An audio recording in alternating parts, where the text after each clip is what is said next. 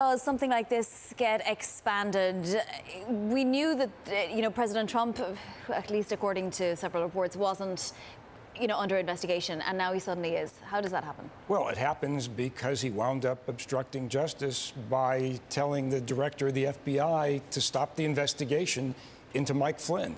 I mean, that was a direct obstruction of justice, which he basically admitted to on national TV and admitted to the Russian ambassador in the office the day after he did it. So is this more than opinion yet? Because we know that there is an investigation ongoing now. We've learned that from sources. Right. But you saying it's an obstruction of justice is not the same thing as the Department of Justice deciding that's an obstruction. Well, obviously. I mean, whatever investigation and whatever facts are finally determined will determine whether or not information is provided to the House Judiciary Committee that may be investigating impeachment.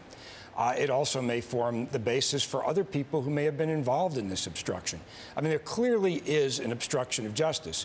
There's no question that the president asked Comey to stop the investigation. He admitted to Lester Holt that the reason he did it was to get rid of the Russian thing. He admitted to the Russian ambassador in calling Comey a nut job that he had the investigation off his back now that he got rid of Comey. The only element that is ever at issue in these kinds of cases is whether or not the perpetrator acted with corrupt intent, which simply means that they act with the intent to obstruct, impede, or influence the investigation.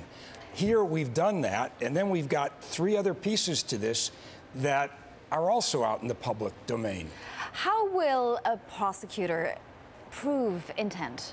Well, intent, first of all, you've got Trump's own admissions. I mean, that you never get. You never, ever get that in a million years. But now he's admitting that it's so-called admitting that it's a witch hunt, so he's sort of reversed. Well, but he's not admitting that. Before he admitted that he fired the director because he wanted to get rid of this investigation. He admitted to the Russians he did it. And then on top of it, you have this news now, which I don't think is to be unexpected, that they've called in the director of the National Security Agency. They've called in the National Security Director, both Rogers and Coates, who reportedly were told by the president to try and stop the investigation that was being conducted by the FBI. So you've got two other witnesses.